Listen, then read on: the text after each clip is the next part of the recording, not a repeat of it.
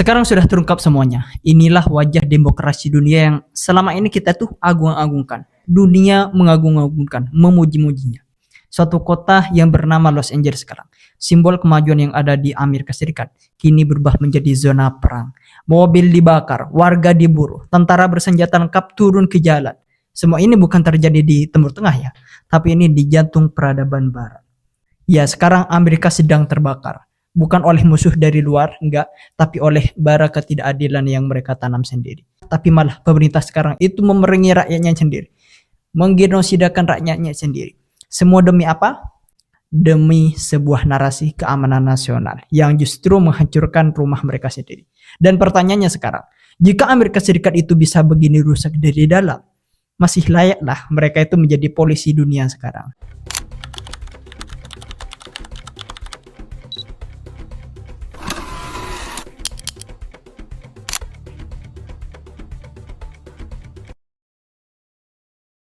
Sekarang terjadi kerusuhan besar-besaran di Los Angeles. Ini bukan muncul tiba-tiba. Ini bukan soal kriminasi jalanan atau sekedar unjuk rasa sesaat. Yang terjadi sebenarnya ini adalah ledakan dari tekanan yang sudah lama menumpuk. Tekanan akibat kebijakan imigrasi Amerika Serikat yang makin hari makin keras dan tak manusiawi sekarang. Yang mana kalau kita lihat latar belakang dari kerusuhan yang ada di Los Angeles ini. Ini semuanya bermula dari operasi besar yang dilakukan oleh ICE. Lembaga imigrasi federal yang ada di AS yang menyasar komunitas migran di Los Angeles.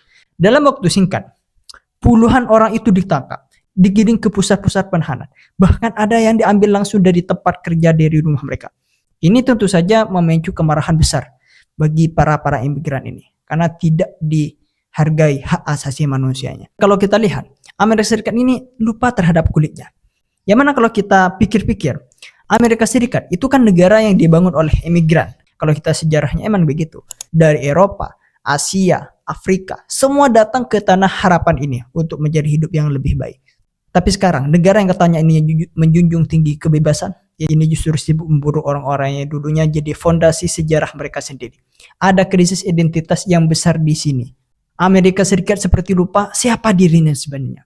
Dari mana negara ini besar? Di satu sisi, mereka tuh bicara soal diversity, soal multikulturalisme. Tapi di sisi yang lain, aparatnya menyerbu komunitas Latin dan Asia dengan senjata dan borgol. Dan ini bukan cuma tentang hukum atau dokumen imigrasi ya. Ini tentang rasa takut sekarang. Tentang bagaimana negara itu menggunakan rasa takut sebagai alat kontrol sosial. Karena setiap penangkapan itu bukan hanya menghukum individu saja, tapi juga mengirim pesan ancaman ke seluruh komunitas migran. Jadi seakan-akan bilang gini, kalian itu tidak aman di sini. Maka jangan heran ya kalau aksi damai ini berubah jadi kerusuhan. Karena orang yang hidup dalam ketakutan, kalau terus dipaksa diam, ya pada akhirnya akan melawan mereka. Dan itulah yang sedang kita saksikan sekarang di jalanan Los Angeles. Ketika warga itu mulai turun ke jalannya untuk menyuarakan kemarahan mereka, harapannya sederhana sebenarnya, yaitu didengar. Tapi yang datang ini justru suara sepatu bot, kendaraan lapis baja, dan teriakan aparat. Jadi pemerintah Amerika alih-alih membuka ruang dialog bagi pendemo ini, mereka memilih untuk jalan kekerasan. Dalam waktu singkat, ini lebih dari 2.000 personel Garda Nasional itu dikerahkan ke Los Angeles. Bahkan kabarnya ya, saya dapat kabar tadi, bahwasanya di Gedung Putih itu sedang mempertimbangkan untuk menurunkan pasukan marinir aktif. Ya, marinir itu pasukan elit militer. Ya untuk menghadapi masyarakat sipil itu sendiri. Bayangin, masyarakat sipil disuruh diserang oleh pasukan elit militer yang ada di sana. Yang lebih mengerikan lagi, tak sedikit yang bilang ini tuh semua dilakukan atas perintah langsung oleh Presiden Donald Trump. Alasannya kalau kita lihat, ini demi keamanan nasional. Tapi anehnya ya, ini yang bikin saya itu bingung. Setiap kali warga kulit putih itu bersenjata turun ke jalan untuk protes pajak atau vaksin dan segala macam, negara itu kayak bisa sangat sabar. Negara itu malah memberikan ruang untuk berdiskusi mengenai hal itu. Tetapi ketika yang mendemo ini adalah komunitas kulit berwarna hitam atau dari Amerika Latin, Asia, atau tanda kutip imigran lah, responnya ini selalu brutal dari pemerintah. Seolah-olah hidup mereka itu tak dianggap setara oleh Amerika Serikat di sana. Ketika saya melihat ini sangat miris sekali. Di jalan-jalan Los Angeles, kita lihat gas air mata ditembakkan ke arah ibu-ibu dan remaja. Peluru karet itu mengenai jurnalis. Granat kejut dilemparkan ke arah kerumunan yang hanya memegang poster dan spanduk saja. Semua ini bukan sekedar tindakan pengamanan, ini sudah beralih ke intimidasi sistematis. Ini sudah mencapai pembungkaman suara yang dengan kekerasan yang dimungkus istilah menjaga ketertiban. Sebenarnya masalahnya ini Amerika, bos. Suatu negara yang selama ini jadi guru besar demokrasi dan hak asasi manusia. Tapi sekarang kamera-kamera dunia itu sudah merekam sekarang. Betapa mudahnya mereka itu sudah meninggalkan semua prinsip-prinsip itu. Ketika yang bicara ini adalah rakyat sendiri. Dan ini menimbulkan pertanyaan serius. Siapa sebenarnya yang ditakuti oleh kekuasaan? Teroris, negara musuh, atau suara rakyat yang tidak bisa dikendalikan? Di balik kerusuhan jalanan dan gas air mata yang berterbangan ini, ada satu konflik yang gak kalah panas, tapi justru terjebak di level elit. Dan ini berkaitan dengan kerusuhan ini, yaitu pertarungan antara Presiden Donald Trump dan Gubernur California ini, Gavin Newsom. Dua tokoh dengan ideologi yang bertolak belakang, yang mana kini itu terlibat dalam semacam perang dingin internal ya. Donald Trump dengan gaya otoriternya ingin menyelesaikan kerusuhan ini dengan tangan besi, dengan senjata. Sementara Nixon, meski juga ditekan dari berbagai arah, ini masih berusaha untuk mempertahankan otonomi negara bagiannya dan menolak pendekatan militeristik dari Washington ini. Akhirnya situasinya makin panas ketika Nixon ini secara terbuka ini mengkritik penggerahan pasukan federal tanpa koordinasi dengan pemerintah California ini. Bahkan Nixon ini sempat menyebut bahwa langkah yang dilakukan oleh Donald Trump ini menangani kerusuhan yang ada di Los Angeles ini bisa melanggar konstitusi. Bukan cuma itu, Nixon juga mempertimbangkan untuk menggugat pemerintahan federal jika intervensi pusat itu dianggap melewati batas nantinya. Ini merupakan konflik internal yang sangat serius sekali.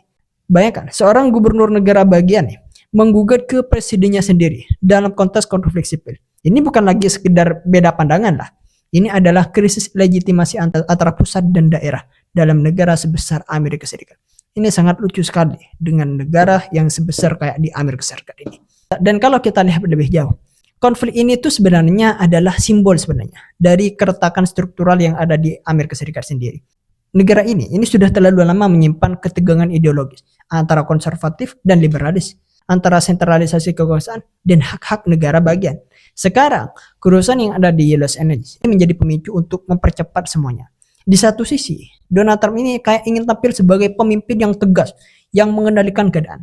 Tapi di sisi lain, Nixon ini sedang membangun citra sebagai benteng terakhir demokrasi progresif dari rakyat. Dan yang lebih menarik ya, ketika saya melihat ini banyak para analis politik di Amerika Serikat ini sudah menyebut ini sebagai gejala awal dari sesuatu yang lebih besar.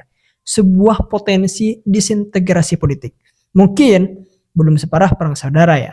Tapi friksi-friksi semacam ini sangat berbahaya jika terus-terus dibiarkan.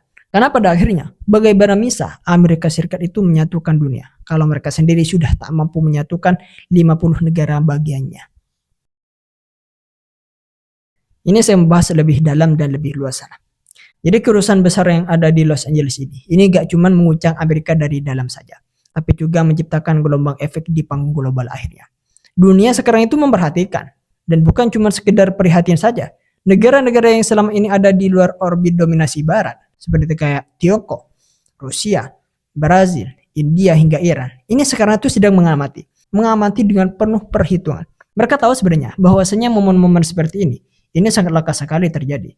Momen ketika citra negeri ideal yang selama ini dipoles rapi oleh media-media barat ini runtuh oleh kenyataan di lapangan sekarang.